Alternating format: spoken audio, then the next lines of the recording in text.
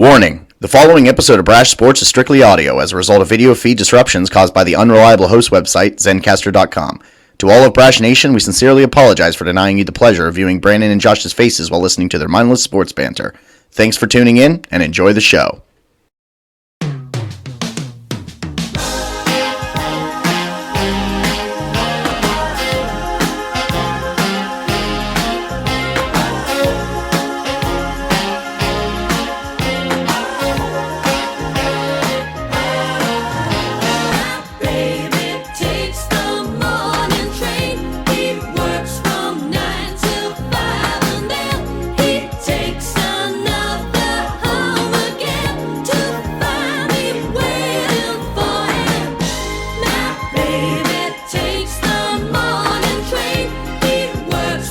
Welcome to Season 2, Episode 7 of the BRASH Sports Podcast, brought to you by Pumpkins. As you know by now, the greatest month of the year is upon us. The weather is crisp, the leaves are beginning to change, and all four major American sports are about to take place simultaneously. It's time to get some pumpkin in your life. Whether you're enjoying it in pies, lattes, or you just like looking at them, no autumn experience is complete without pumpkin-flavored bullshit inundated into every aspect of your life. Give pumpkins a try today and use promo code BRASH100 to save 99%. Pumpkins, the greatest month deserves the greatest gourd. What's up, Brandon? Dude, it's episode 7, season 2. We got a lot to dive into, more NFL action taking place, a couple other things on the docket, but yeah, dude, what's going on, man? How are you? Yeah, buddy, another exciting week in the books. Thanks again to Pumpkins. That was quite the plug there. They deserve it. They're getting episode 7 of season 2 underway here. Pumpkins have a very unique business model where they know they have 1 month a year to really make what they need to make for the entire year. And this is it, and they're capitalizing on it. This is it. Yeah. This is their time to shine. No doubt. And then get gutted. Oh, literally. Oh, yeah. It's not a pretty ending for Pumpkins, unfortunately. No, it's really not. They're going to end up in a ditch somewhere. Cherished, then murdered. But I believe you had some headlines you put together for us to get things kicked off here. So why not run through it, or did you want to first touch on the main story that was of the past weekend? No, I don't really know what the main story was. Is it? The story. How do you already forgot? Is it Manchester City beating United? It's us winning our first ever parlay. That's what it is. Oh, that story. I thought that was later on in this episode. Oh, no, we have to still mention it at the beginning of the show. I mean, it's cause for celebration, so we have a right to mention it as much as we damn well please. The reason why I'm a little fuzzy is because I've been drinking bottle after bottle of champagne. Yep. I've been celebrating nonstop after Sunday afternoon when that parlay finally hit. What a feeling. We can finally retire. Now it's a time where we can just do this podcast for fun. We don't have to go out and look for sponsors and try and make money off it because we made so much on that parlay. We don't have to do anything anymore. We're set for life. It was a long time coming, and I told everybody to take notes last episode. I told them, this is it. This is it. Sure, I probably have said that in many other episodes before, but it is a shame you immediately blew all those winnings on expensive champagne, but it doesn't matter. At this point, I'll take the bragging rights. Yeah, I mean, we had talked about, let's update our equipment so we don't sound like shit, or hey, let's get some better editing software. No. We just bought expensive champagne, have been drinking it nonstop. Well, you have. I didn't get any of the champagne. You drank all of it. So. Oh, right. Way to go, Josh. It is. Way to go. it is my account, and the money went straight This to is me. true. I didn't really So- think that through. Yeah. Yeah, dude. Unfortunately, it sucks that it played out that way, but there's really nothing we can do about it. So we should probably just move on. We're moving on. Let's get to the headlines. Yeah, headlines. I wrote them this week. I was so sick of you stealing the spotlight every week with them. Yeah. So I had to write a few. There's not a lot. Not a lot going on other than just the games that were happening, which we'll break down after the headlines. But first and most importantly, Steelers are moving forward with Kenny Pickett, who replaced Mitch Trubisky after a lackluster performance during the Jets game at home on Sunday. Pickett was drafted 20th overall and was the first QB taken in the 2021 NFL Draft. He'll make his first NFL start this week, Sunday, on the road facing the Buffalo Bills. A perfect way to start your NFL career.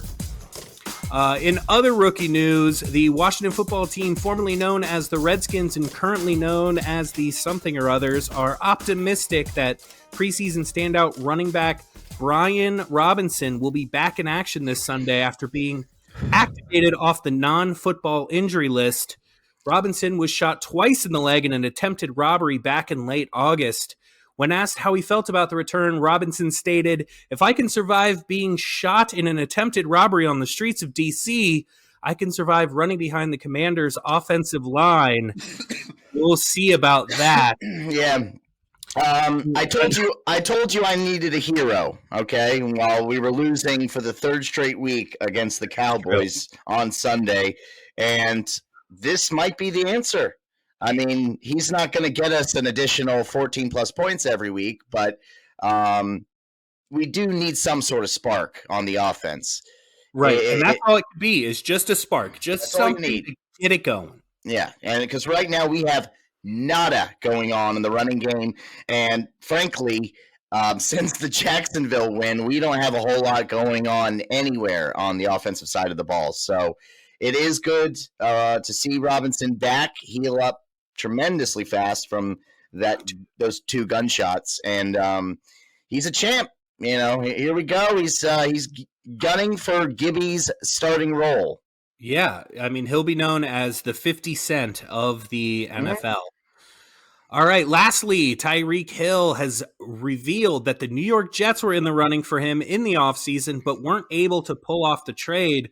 Hill states that income taxes were a major factor in where he ultimately ended up, but we all know the real reason is that the Jets are simply committed to being a losing franchise no matter what the cost. Mm-hmm. So I thought that was interesting that the Jets, who are just one of those teams on the cusp, they let Tyreek Hill slip through their fingers and go to their fucking rival. Like, it's such a Jets move.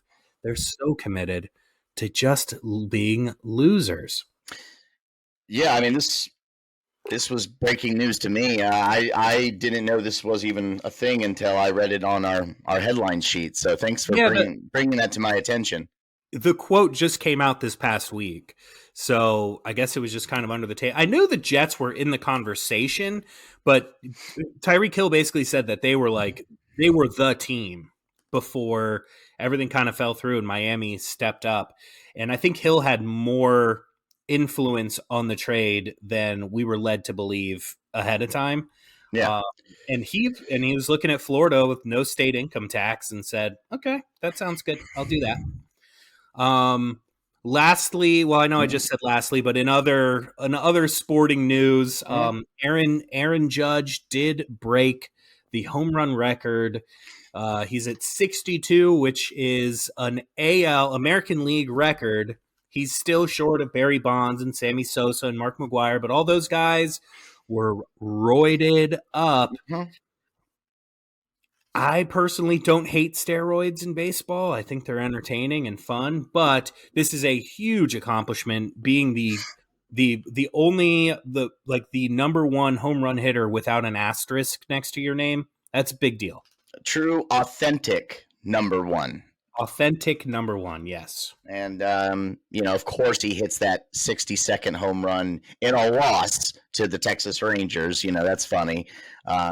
Right. But the lucky son of a gun, I heard this earlier today that the guy who caught that ball, he's holding on to it. There is no, yeah, here you go, Judge. You can have your ball back. They're estimating that that stupid baseball is now worth at least $2 million. Yep, I saw that. He already has a cash offer for $2 million. It's not even like, ooh, it's estimated. Like he could sell it today for $2 million. The offer is out there. I'd sell it immediately for $2 million. I'm sorry. My God, immediately. It wouldn't even. What would you rather catch, a baseball or $2 million falling out of the sky? Right. It's not even. It's not even a question. I mean, like the debate was, do you give it back to Judge? No, right, no, because it's his rightful property. It's his achievement. You can buy it for $2 million. Say, that's, to me, is the obvious one. Judge has more than enough money to buy it from you for market price, which is $2 million, if he wants to.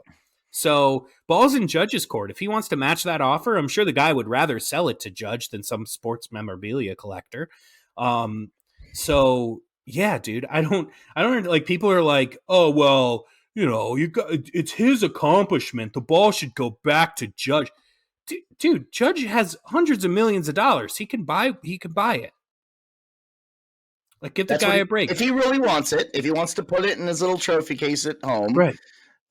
Every time he's trying to convince his wife to sleep with him, like, hey, look at this, and she's like, okay, and he could spend $2.5 million.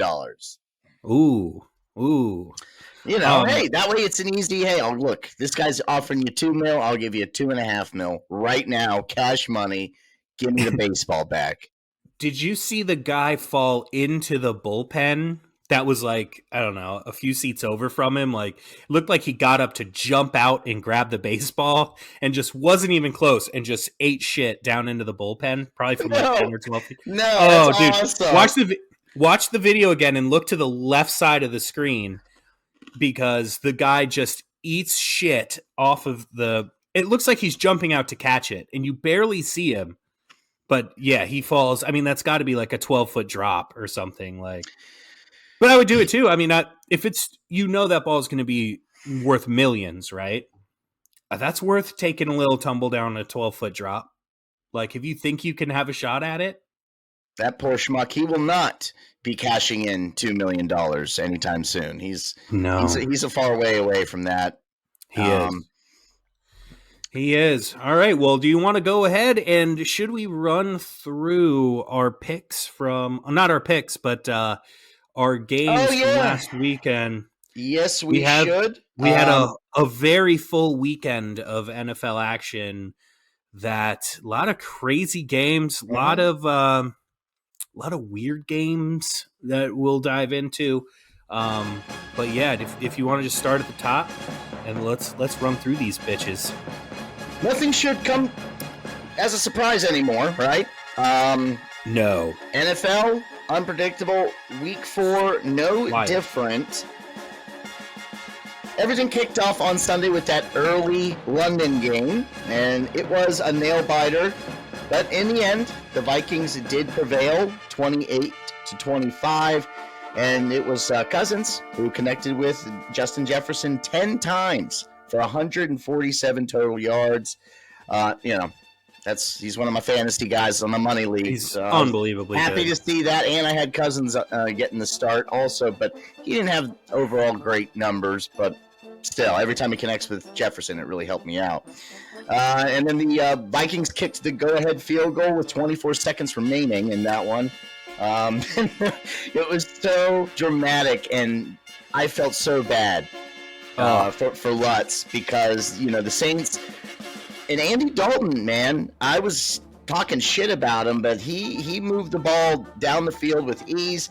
He put Lutz in a position to get the win. Most kickers, this would not be considered in position, but Lutz had already nailed a 63-yarder or some stupid shit like that? It was over 60. It was the drive before he had hit a 60-plus yarder. Yeah. So this one was a 61-yard attempt, and it looked from the second it left his foot like it was destined for overtime. Like, here we go. Andy Dalton and Cousins going to tie in London yet again. but it was not meant to be. Saints not getting the luck, the early goings of this season. That ball bounced off of the crossbar and then hit the upright, correct? No, or was upright. it the other way around?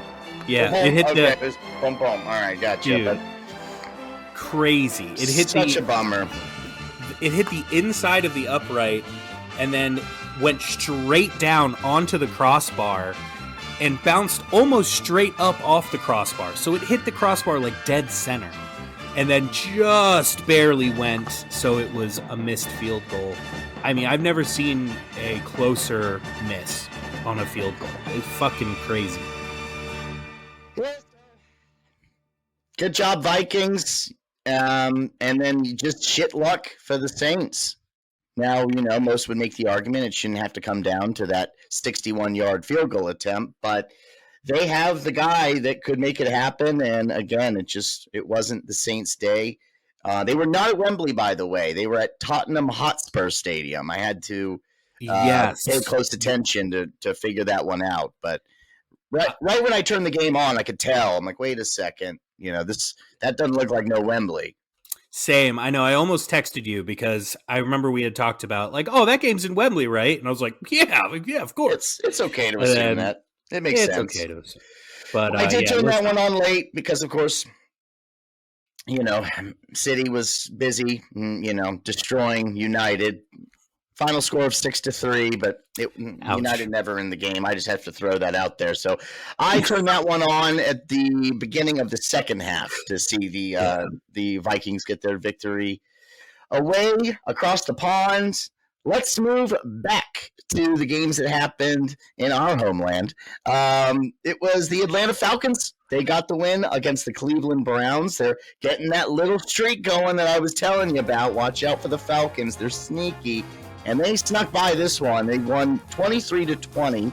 And it was a run game that actually shined and led the way. They rushed for a total of 202 yards against the banged-up Browns defense. So keep an eye out for the Falcons. They're one that nobody's talking about, nor should you.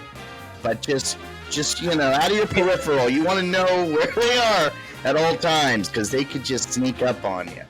Yeah, they're like in every game this year. I think they're the only team that is 4-0 against the spread this year also. So even when they lose, they're covering. They're a pretty good team. I think Cordarrelle Patterson is out next week, though. I think he's dealing with some bullshit injury, so that will hurt them a lot. He's like their little fucking Debo Samuel Swiss Army knife type player that I don't think that guy gets nearly enough credit for just being as dynamic and involved as he is on such a shitty team. I thought his injury was a significant one, to be honest with you. Oh, was it? And he could be out for some time. That's really not good for games. That's not good. But real quick, I mean, I'm just looking at who, took his spot for fantasy purposes, and it was a gentleman by the name of Tyler Allgeier. Tyler Allgeier. That's the best you're going to get out of me.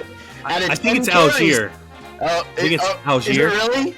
I think so. Oh, okay. I thought you were being fancy with it. But Tyler Algier, he had only 10 carries, but 84 yards. So that's a bad run average right there.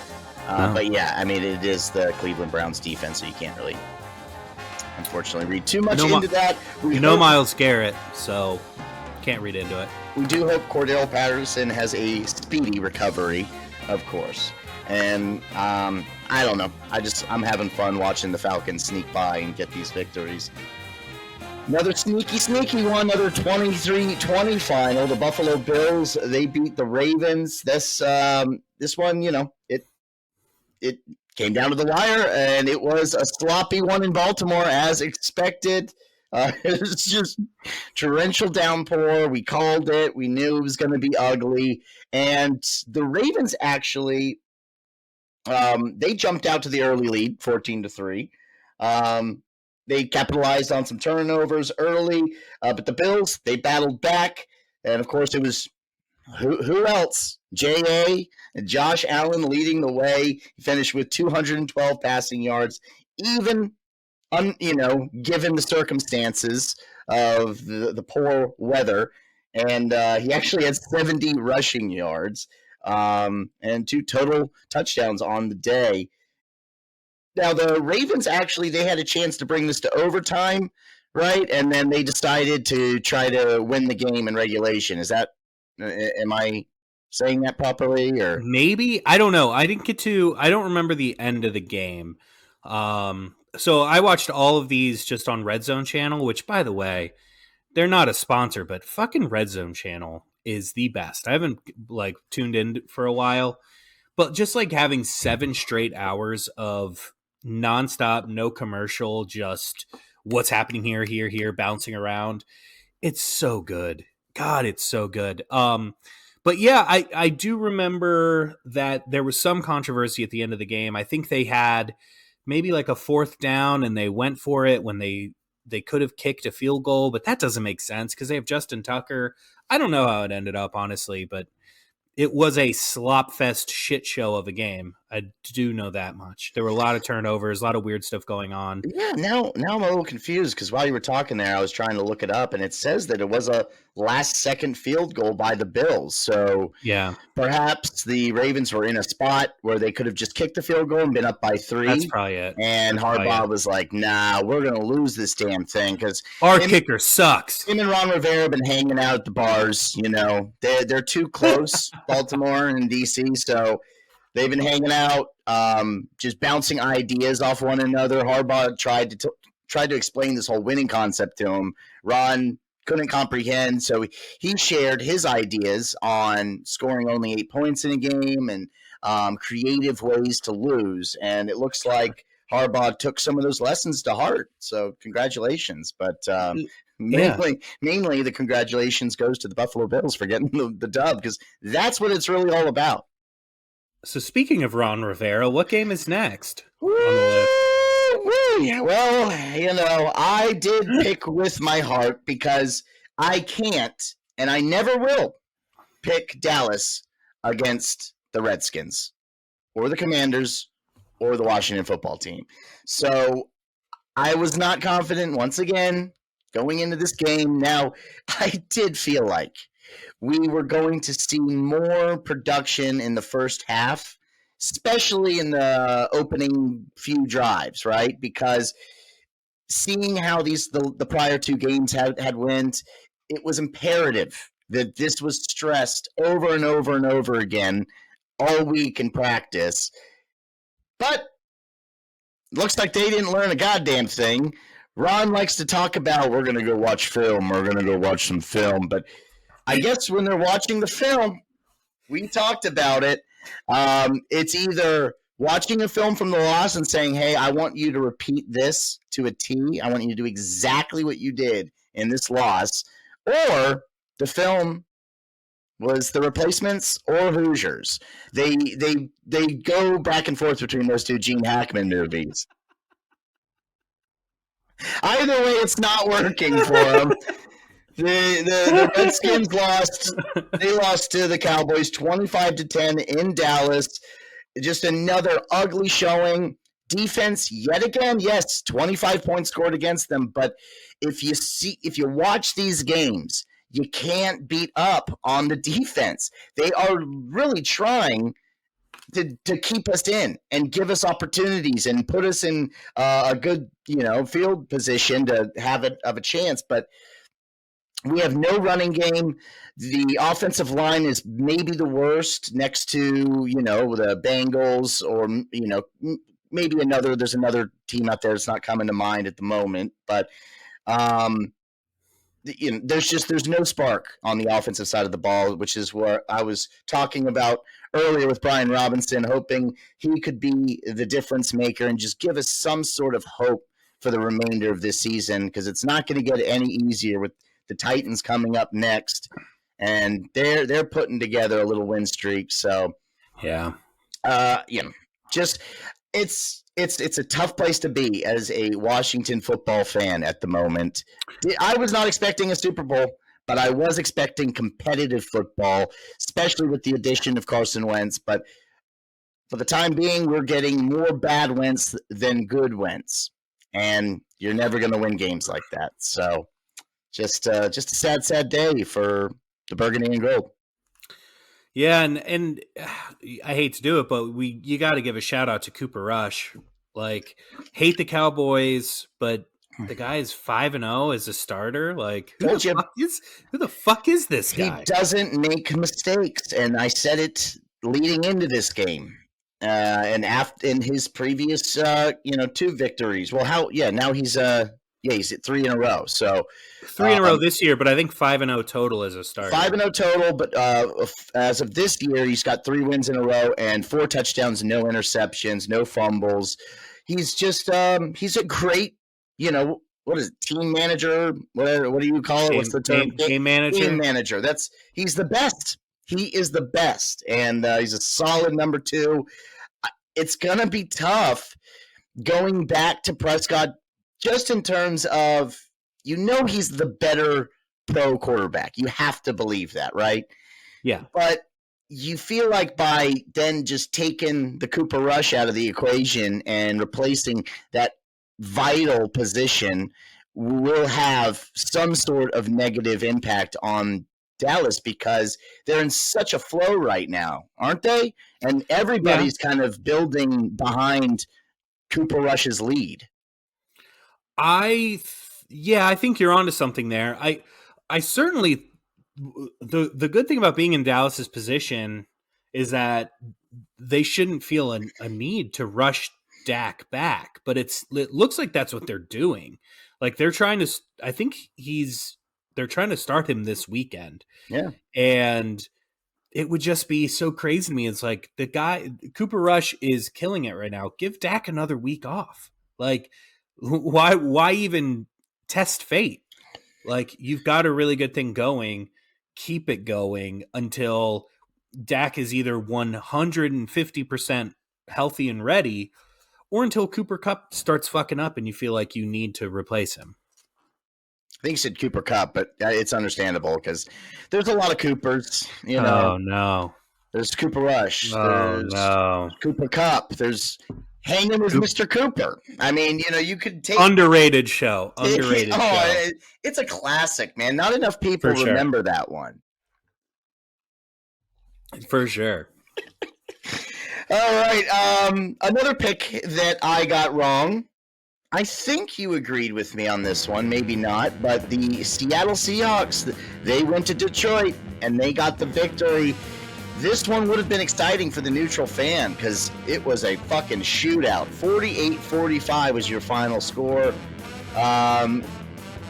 It was a shootout that nobody saw coming, and the Lions are the first team in NFL history to score and allow 281 points through the first 4 games of the season. It's so sad. I do feel for the Lions in so many ways. I can relate to Lions fans as a lifelong Redskins fan. And this I can't relate, though. Their offense can move the damn ball and put up points. Right. And it's just their defense that's burning them game after game after game. Correct. And they just can't. They can't hold on to a lead to save their lives. Goff, he went off. Goff went off for 378 yards, 4 TDs. It's just a shame it wasn't enough to defeat Seattle. In Detroit, Rashad Penny was the man leading the way for the Hawks, finishing with 151 yards, 2 scores on only 17 attempts. So, good showing by Penny, and just a disappointing showing yet again by that Detroit Lions defense. Yep, I just looked it up. I did have Detroit. And again, I was watching Red Zone channel, and it was like every 5 minutes they were cutting back to this game because somebody was in the red zone, or a big play had happened, or it was nuts. I was like, dude, what is this game? Like, nobody would have seen that coming. Geno Smith versus Jared Goff. But it was exciting. I think I'm done sleeping on Seattle. And I see what you did there. yeah, and Detroit, man. It's luckily I'm dead on with them. They don't get blown out. They lose a lot of games, but they never get blown out. They're the weirdest team. It's like they're so close to greatness. They are so close to winning all the time. Yep. And every single week they lose by a field goal. And I just can't wrap my mind around it. It's crazy.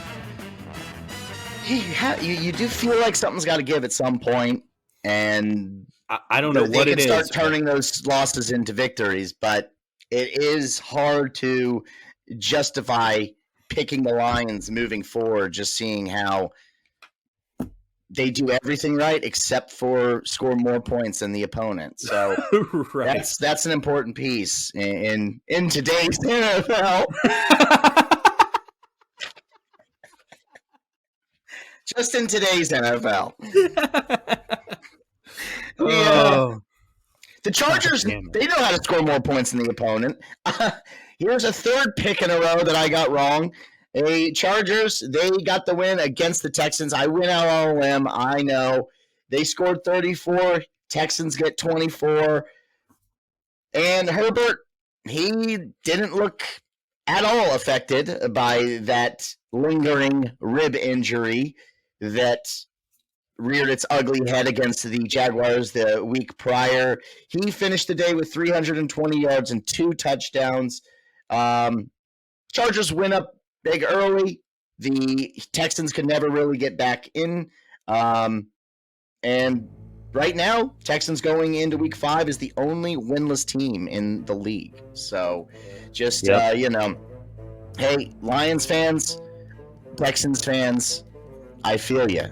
Yeah. I get it, all right? So, you're not alone in this battle of rooting for shit teams. It's it's happening all over the place, so I feel for you, and I'm happy for the Chargers and Herbert. I'm happy to see that rib injury didn't have quite the impact, or rushing him back, as I said, didn't lead to second consecutive loss, but I do feel for the Texans. I really thought they were going to sneak a win there. Yeah, it's tough being a Texans fan. I don't know what direction that team's moving in. I don't know if they're going to stick with their kid Davis Webb or whatever his name is down there. I don't know. It's tough, right? But I also think that the Chargers are a very good football team, and they battled back. Like, Chargers were up big early. I think maybe even 21-0 or 21-3 or something like that. So the final score, like, Houston actually fought back in that game. They're missing something too. They're just like the Lions. They're just missing something. They battle back. They keep it competitive. They're just missing something. I don't know what it is, but hopefully they figure out. They're not the only tieless team in the league, so that's a good thing. They might not have any wins, but god damn it, they've got a tie. All right, let's move right along, keeping it in the Texans division. The Titans, they get their second consecutive victory. They beat the Indianapolis Colts 24-17. Derrick Henry, he looked like Derrick Henry once again. He rushed for 114 yards, his season high thus far, and a score. And he was just bouncing off defenders, steamrolling folks throughout the game. And Titans now sit atop the AFC South at 2-2, tied with Jacksonville. You and I talked about it last week. That division, definitely the most competitive. And it's anybody's division. I mean, technically the Texans, they're very much alive, right? It's competitive in the worst way. Yeah. Okay. I guess Texans are technically alive. I think Jacksonville is the best team in that division. You can make a strong case for that. Absolutely. I really do. I think the Colts are pretty bad. The final score doesn't indicate how far off they were from winning this one. Like, Titans controlled the ball I don't know how the stats, but like it was probably like 70% of the game. Derrick Henry was just throwing people around. Like Titans looked like they kind of like they did last year, where it was just like ball control, don't turn the ball over, don't make stupid mistakes, right? So if they keep that up, like there aren't a lot of teams that can beat them if Derrick Henry is on fire and just steamrolling folks, as you put it. Mhm. Yeah, dude, they're dangerous, but I do think Jacksonville is slightly better, which is wild to say. Like, I love Jacksonville this year. Yeah, true. Jekyll and Hyde, those Indianapolis Colts. They beat the Kansas City Chiefs, and then they turn around and they just look like dog shit Yeah. against their divisional opponent Titans. The Colts surprisingly look like they share some similarities with the Burgundy and Gold in that they just can't seem to get anything going on the offensive side. And unfortunately for them, now Jonathan Taylor's injured, so he's going to miss some time. I saw that. You just can't afford that when you're already having a hard time gaining yards as it is. So, going to be a long season, it appears, for the Colts. Their fans are confused. They probably thought after that Chiefs win that things were going to start going in this direction, but now they're right going like this yet again. So yeah, they're mediocre as fuck.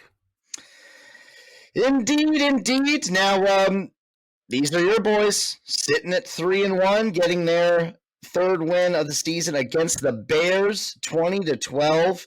The Giants' defense was the story here. They forced 6 fumbles on the day, recovered 3, and they held the Bears and the Bears, in this case, to 4 field goals, no TDs.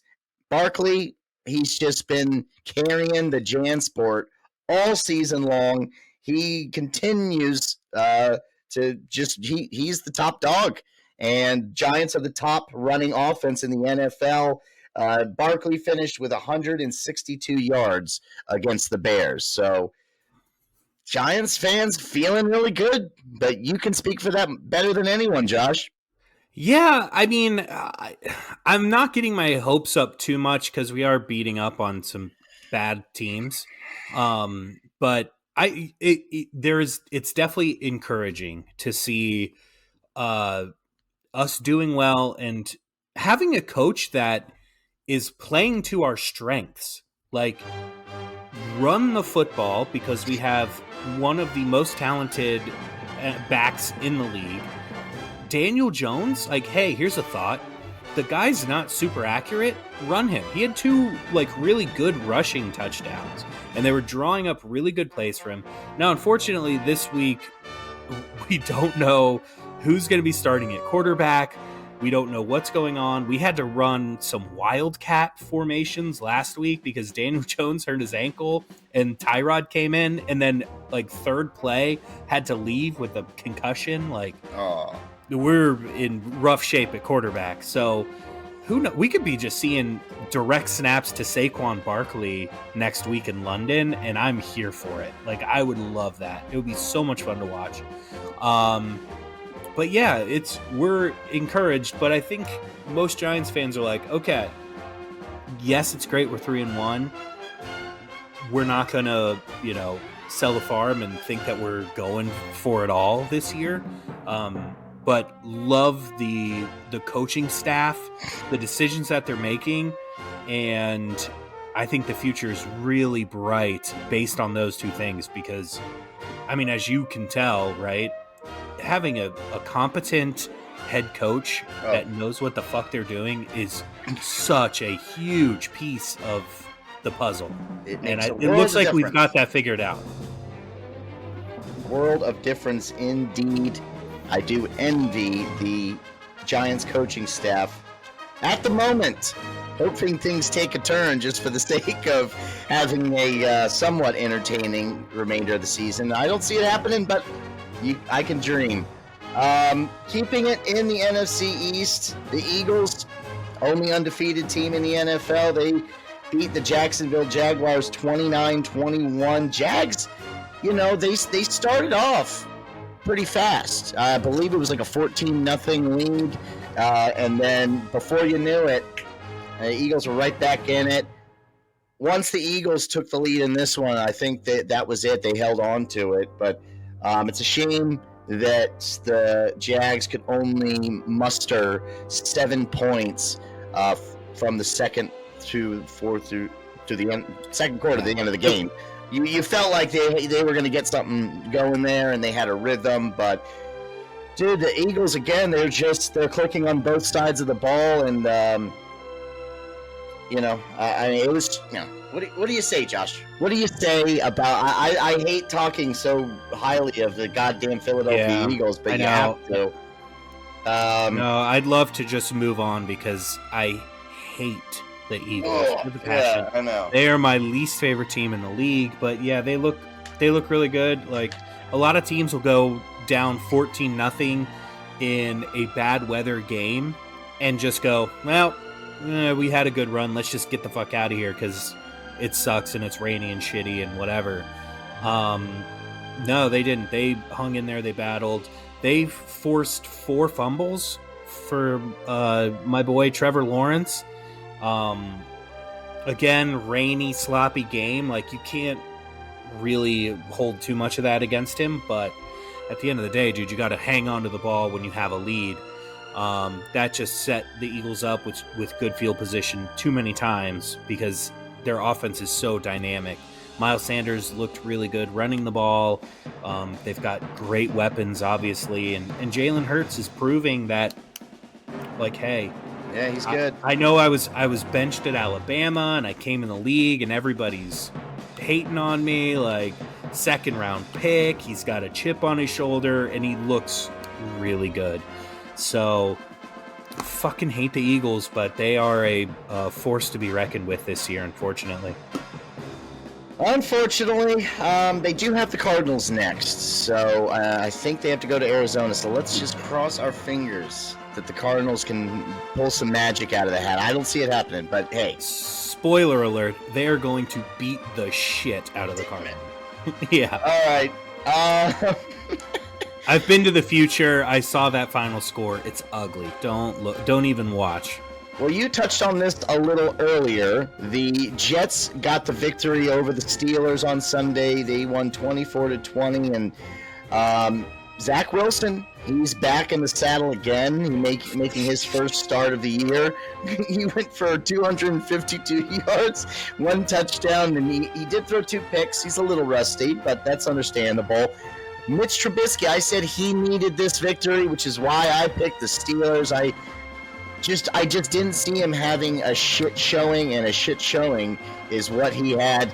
He was booed off of the field, and, exit stage left. In comes Kenny Pickett, and I think he's there to stay. Again, you touched on this earlier in our headlines, and but even though Pickett had some nice smooth plays and he was getting that offense going in the right direction, it was just a little too late at that point, and the Jets were able to hang on for the win, sitting at 2-2 after 4 weeks. So congrats to the Jets, man. They're some scrappers, I'll tell you.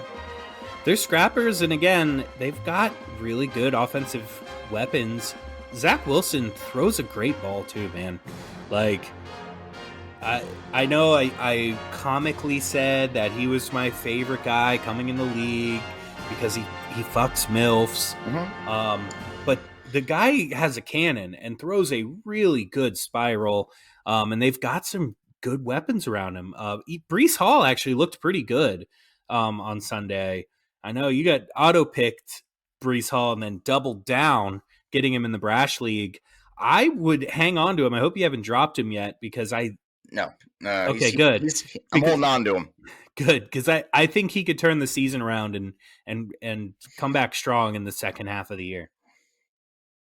The Breece Hall of Fame. It's it's gonna start, and I'm gonna ride that train to victory all the way to the championship. That's what I'm gonna do in both my leagues. That's why I'm backing Breece Hall. But hope they can keep it going, and we'll see what happens with the Steelers moving forward.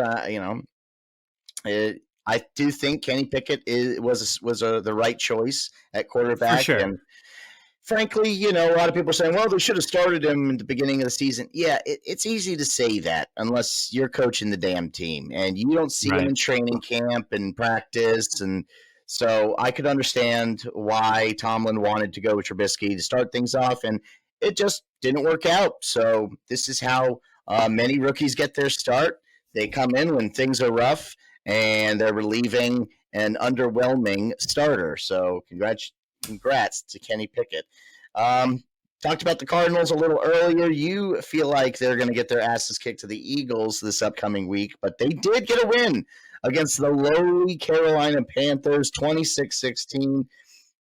Again, you and I just will never pick the Panthers again, unless they play the Saints maybe. But they it was another slow start for the Cardinals. They were outscored. Whoa. Well, this can't be right, according to your notes here, but I don't think they were outscored 66-16 in the first half, because if they were, the final score couldn't have been 26-16. Oh, over the season, they've been outscored 66-16. Oh, okay. Sorry. My bad, dude. Kyler Murray, he turned it on in the second half with 2 passing and 1 rushing touchdown. And Baker Mayfield, of course, never got it going. I mean, he hasn't gotten it going yet this season. His QBR at the moment is at 15.3 for the season. So, yikes. Maybe there are a few teams in the running for worst team in the league. Carolina's in the conversation, and it is not because of their defense. Their defense, man, I feel like they're kind of like you say the Redskins are, where they're trying to keep them in the game, but the offense is so anemic that they're on the field so much, they're just gassed. I mean, you really need a good balance on your team. Having an offense that can get your defense off the field so they can catch their breath is so important. So when you have a lot of 3 and outs, which will tend to happen if you have a quarterback with a QBR of 15.3, which I looked it up, is I think the lowest through 4 games since like Jimmy Clausen and like a few other just awful quarterbacks. Mm-hmm.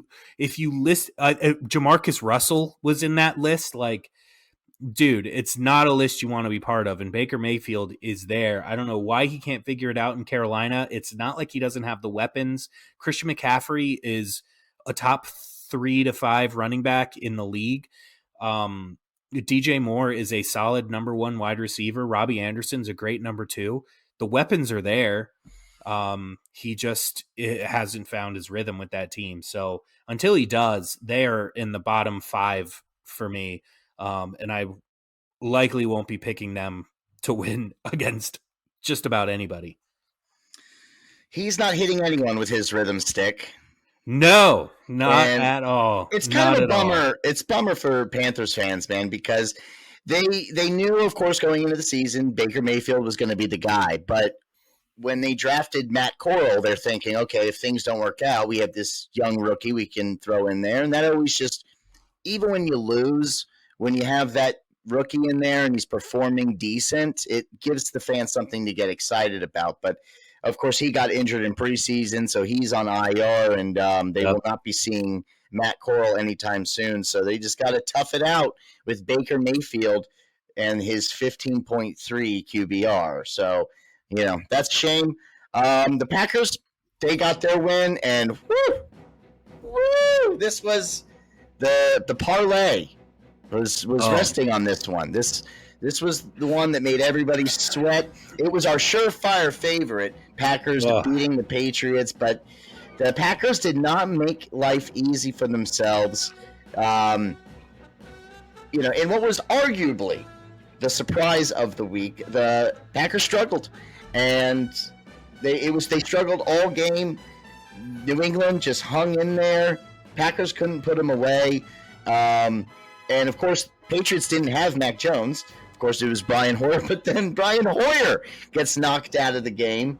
In comes Bailey Zappi, and I forgot that he was drafted by the Patriots. But it just, he's taken on the 2-time MVP and Aaron Rodgers, but Aaron Rodgers, he was terrible in the first half, and he only completed 4 passes for 44 yards in the opening parts of that game. But he bounced back in the second, and he avoided the game going into overtime, and it probably would have been an embarrassing just walking off the field for the Packers had they found a way to lose to the sorry-ass Patriots with their third-string quarterback. So no, that game did go to overtime. Oh, it did go to overtime. Sorry, yeah. It was the Packers won with a last-second field goal in overtime. So not only did it go to overtime, it went the full length of the overtime. Oh, shit. Okay.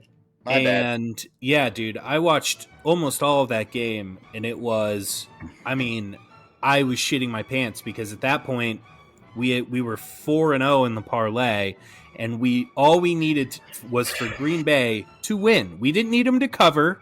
We were smart enough to stay away from, I think the spread was -9 or 9.5 or something. Mm-hmm. Dude, all we needed to do was for them to win, and it was dicey. Like, I couldn't wrap my mind around it. I'm staying away from the Packers until they figure out their weapons. And I won't be including them in any future parlays. Oh, they do not have an identity right now. No, they do not know what to expect out of the Packers and Aaron Rodgers. I mean, yes, when you look at his stats, they're decent, but you'd expect 21 for 35, 251 yards and 2 scores from Aaron Rodgers. And just a slow start against the Patriots, I don't know, man. At home in Lambeau, unacceptable. Packers they got to get their shit together. Of course, their fans would say, well, fuck you. We got the win, and that's all that matters. But you can't really take that into your next game and just accept barely beating the Patriots and their third-string quarterback. It's a lot of rumors swirling about OBJ going to the Packers. What do you think about that? Well, no, wait a second. Where is he right now? Is he still where is he? He's with the Rams. He is still with the Rams. Okay. Yeah, that's a good point. I haven't really thought about him much this season because has he been on the field much? No, he is not. So, yeah, no, I think they could use all the help they could get on the receiving end. So, I would love to see Aaron Rodgers thrown into OBJ. I'd be a big fan. Big fan. Why don't you go and get Josh Gordon? I'm sure he's still out there. He's always available. Josh Gordon is so high right now. If you called him, God, he wouldn't even pick up. He wouldn't even know his phone is ringing. Mm-hmm. He probably doesn't know where his phone is. He is so high. Oh, I know. What could have been for Josh Gordon. So much talent, but too much pot. And speaking of pot, the Denver Broncos, they lost to a division opponent, the Vegas Raiders.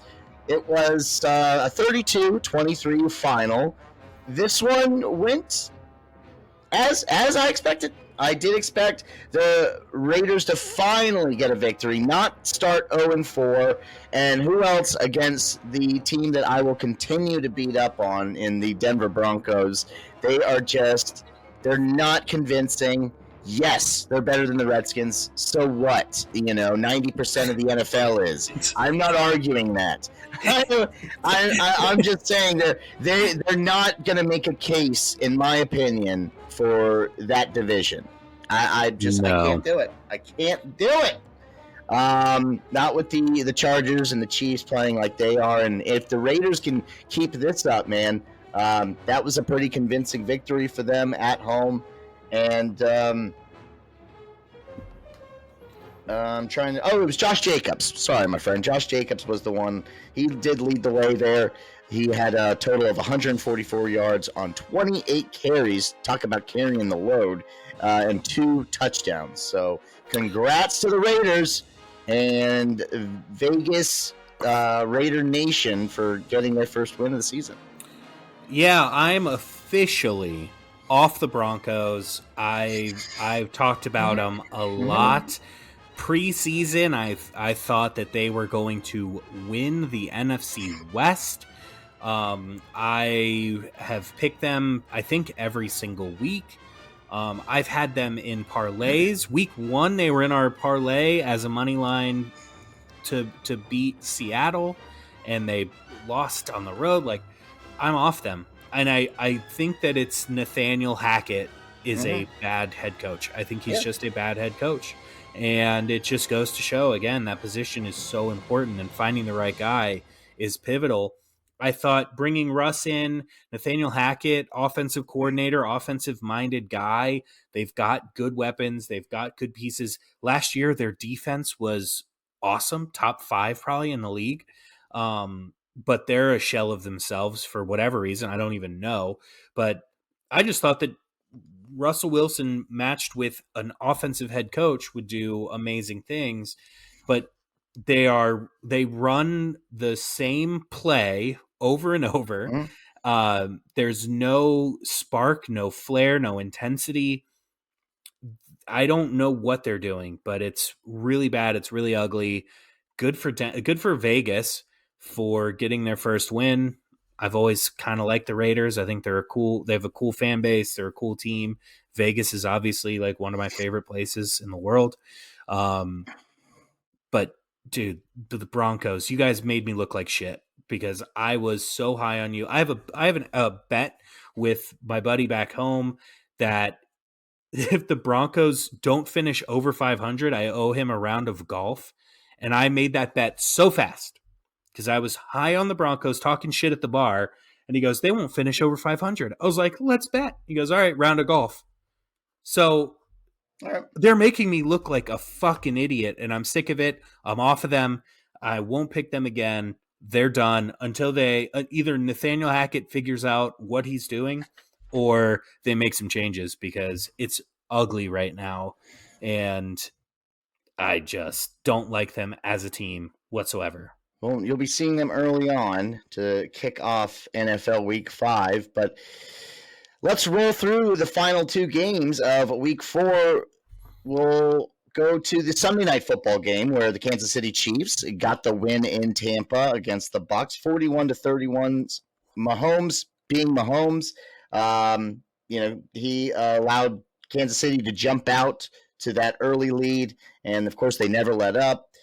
Tom Brady was sharp, and he's only actually thrown 1 interception this year. I saw that earlier when I was doing a little research, but he finished this game with 385 passing yards and 3 touchdowns. But it was a couple of late turnovers that ended up sealing the deal and handing the Chiefs the victory. I mean, what can you say? Two great quarterbacks that always put on a fun show, and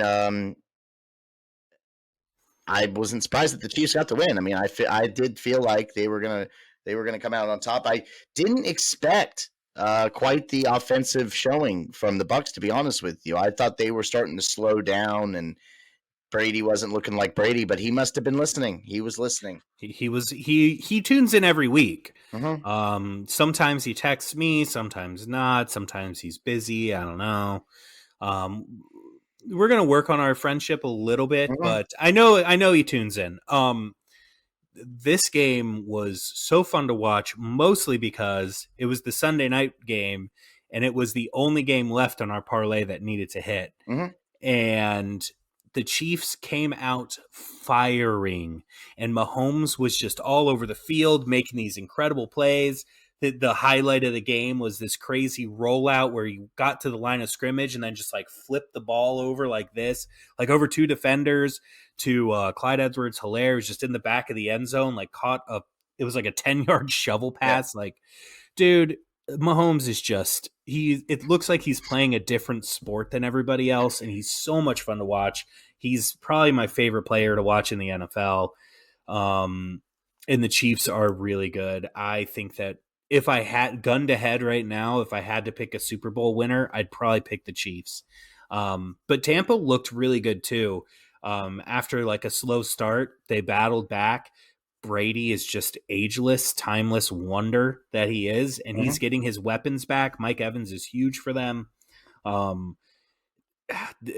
think that the NFC might have to go through Tampa Bay at this point. Brady gaining some weapons, but losing a wife. He's going to be dangerous to go up against. Is that official? I heard it on the Sun, and I ran with it. Ran with it. Good. And, we got to keep the tradition of not fact checking anything alive and well in this show. So yeah, if he's getting divorced, dude, they're gun to head. They might be my Super Bowl favorites. If Brady gets divorced, dude, first of all, he's in the league for another 10 years minimum. And this year he is going to just be on a rampage to prove everybody wrong. And he's going to find someone younger and possibly hotter than Giselle. Watch out. Yahoo Entertainment says Giselle was photographed without wedding rings on. And Tom Brady rumored to be searching divorce lawyers. Jesus. How do they know that? That sounds legit to me. I don't fucking know. Again, you can toss whatever you want out there. If you're wrong, what's going to happen? Nothing. So it's fun. That's true. It's the clickbait. All right. And Monday Night Football, the 49ers did what I did not expect them to do. They just completely dominated the Rams. And the Rams had plenty of opportunities, even until the tail end of this one, to sneak by and somehow get back in the game and hopefully get the victory. But it wasn't meant to be. It was 49ers night in front of their home crowd, and their defense was dialed in. They recorded that late pick six. I love a pick six. It's my favorite play. But it looked like an easy one from Stafford. I'm telling you, he's not looking great in the early goings of this season. Even though they're getting wins, I think that's probably just more attributed to their defense, to be honest with you. But I told the 49ers, get the ball into Debo's hands, and that's what they did. He was the man of the match. He finished with 115 yards, and that, of course, included that beauty 57-yard touchdown where it wasn't a great throw. It was thrown high, and he still went up there, made the catch, came down, made the first guy miss. And it's like you saw something spark with the second he made that first guy miss. Like he was like, fuck it, I'm taking it to the house. And he was off to the races, dude. And it's like all the defenders were moving in slow motion, and he's just making his way around them. And then he ended up breaking yet another tackle and, making, of course, his way. Probably like 3 or 4, dude. He broke so many tackles. Yeah. And, it was just he was just having his day. And you mentioned that he broke about 11 tackles from 11 different players, but yeah, that's how it seemed. It's how it seemed in real time, and you were watching that. It was a thing of beauty, and I was happy to see that they're finally getting Debo the ball as my number 1 draft pick in the Brash Sports League. It was imperative they get him more involved in the offensive game plan. So thank you to the 49ers for getting the win. I did pick the Rams, but I really don't give a shit about either of these teams. So congrats to San Francisco and the Niners. Yeah, I think the 49ers are real dangerous with Jimmy G. He just fits their system and what they do so well. Just like 3-step drops, get the ball out of your hands fast, let your guys get those yards after the catch. Jimmy G will throw a 5-yard pass and get a 60-yard touchdown out of it probably once a game because he has guys like Deebo Samuel and Ayuk, and they'll get Elijah Mitchell back. They're getting Trent Williams back. Like they're only going to get better as the season goes on. They're really good. But the Rams, dude, it was 17-9, and the Rams were driving it before that pick Yeah, six. no. Like they were within a score and moving the ball. They need to. I don't know what has happened to them. They look like they have no spark, no energy. I mean, Super Bowl hangover is one thing. It's like they went on a bender and they have one of those like 3 or 4 day hangovers that you get where you just drink way too much over like a 5 day period because you're on vacation and then you come home and you're jet lagged and reality sets in. That's the type of hangover that they have right now because they just don't look like the same team at all. Yeah, must have been extremely frustrating for the LA fans because if you watch the game, they had no problem moving the ball between the 20s. It was right when they got in the red zone where they were stifled and the 49ers defense just brickwalled them. So, again, that's a testament to the 49ers defense. It looks like they're getting things figured out over there. And, just from that game alone, they look like that they could be a force if they can continue getting Debo the ball. So let's just run through our Brash Sports Fantasy League recap, if you don't mind. Oh, no, I mind. Don't you dare. Anderson's giving me the hurry the fuck up. So we got to speed through this thing. Old man Jones, you are sitting at 3-1 right now. Josh, you got the victory over the Hamilton Bushwhackers. 100.1 to 75.26 was the scoreline there. And the Bunker Hill Booze Hounds, I got my second consecutive, or secutive is how you like to call it, victory. I beat Team Tuckin 97.02 to 60.96. Again, didn't really have a tough matchup there this week, but my team, they look confident. They look like, and again, with Debo now getting involved, I'm thinking I got a chance sitting at 500. But we got to give a shout out to Broadway Jokers Hall for being the highest scorer of week 4. And they scored 127.98. So congrats to Mike. He must have had TJ Hawkinson on his team. He certainly did. TJ Hawkinson, top scoring player of the week. He had the stat line of 8 receptions, 179 yards, and 2 TDs for a tight end. That's insane. And in our Brash Sports Fantasy League, he finished with 31.9 points. So way to go, TJ Hawkinson. Sorry you play for the Lions. And for Mike's team. Well, did they lose? No, of course not. They were the highest score. What the fuck am I talking about? No, but I think that was his first win. I think that was his first. Here. I think that was his first win of the year, though. British Mike, get it together. Hey, that's fine, man. That's fine. It's still early. Still early. 1-3. Can't beat yourself up too much in fantasy. Let's go to Thursday Night Football. We're going to quickly break this one down, make our predictions, and then move right along to the end of the show.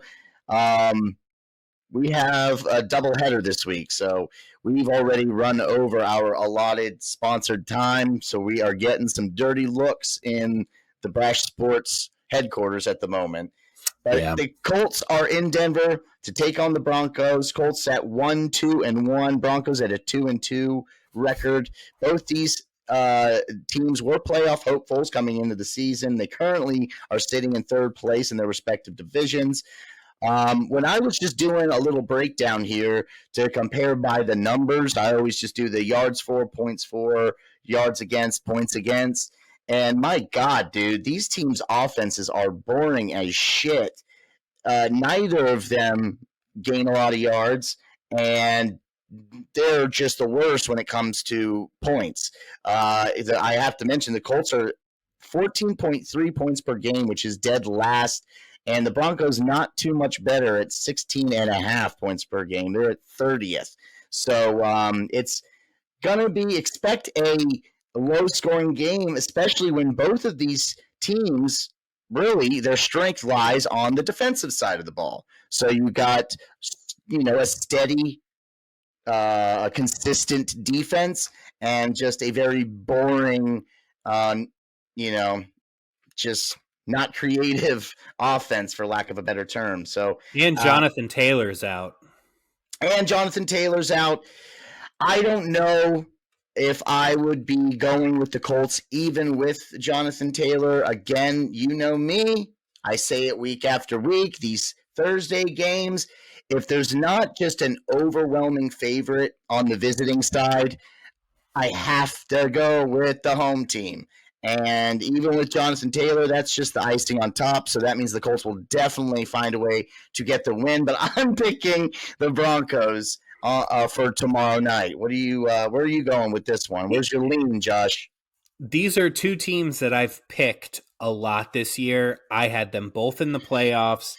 I was hyped on both. I thought they'd be better than what we've seen. So in any other week, I'm picking against the Broncos because of the fucking rant I went on 10 minutes ago. But I think they pull it out this week. Again, like you said, take the home team on a Thursday night. I think the Broncos do have a little bit of a better roster. And the Colts just, God, if anyone's as vanilla as Denver, it's Indianapolis. They don't have any identity. And without Jonathan Taylor, it's going to be a tough night. Right now, Broncos are favored by 3.5. I'll probably stay away from that one because I could see it being a field goal type game. But the over-under is 42. And primetime games dude, got to go under that, right? Primetime games this year have been very low scoring in general, and then you have the last and the 30th placed points for teams in the league playing each other on a Thursday night. Under feels like a really safe bet here, so watch for a high scoring game. Oh, okay. I see what you did there.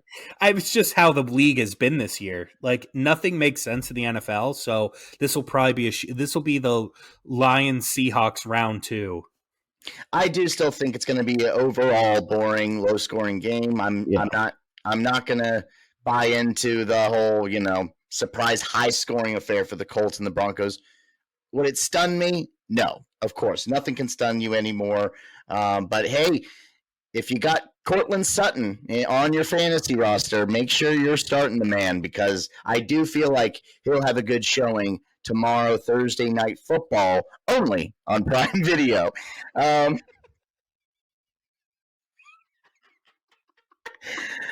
a sponsor. You don't know how much money actually we just made for that plug.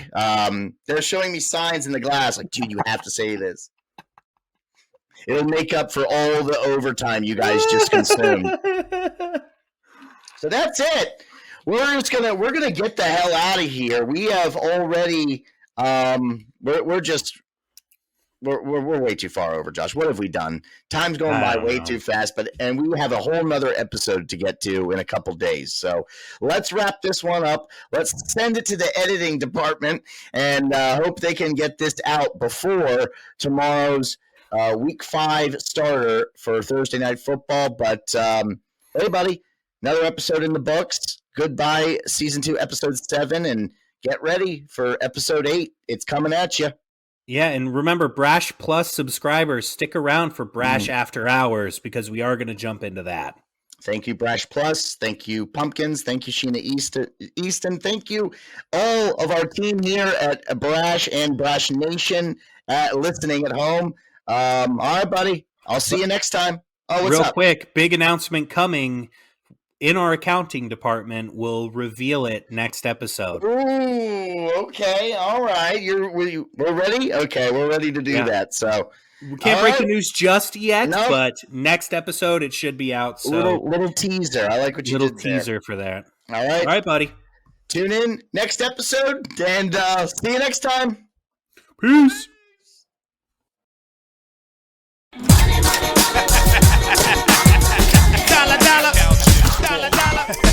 Ching, bling, bling, cut the chatter. You ain't talking money, then your talking don't matter. Ching, ching, bling, bling, patent pockets. We take the dollar, can a damn soul stop it. Here comes the new kid on the block. Hold on your bets, here's where the buck stops. See, first of all, I'm stepping out on my own. About time I elevated to claim my own throne. Success in my blood, call it homegrown. Pores reeking testosterone. Power and money got me crazy cocky. No longer need you, Poppy. I know you're mad because you can't stop me. And if you wonder how this player done scooped your honey, I think she smell my cologne. It's called brand new money. Making major moves, man, ain't a damn thing funny. Pimpin' hood rats to Playboy Bunny.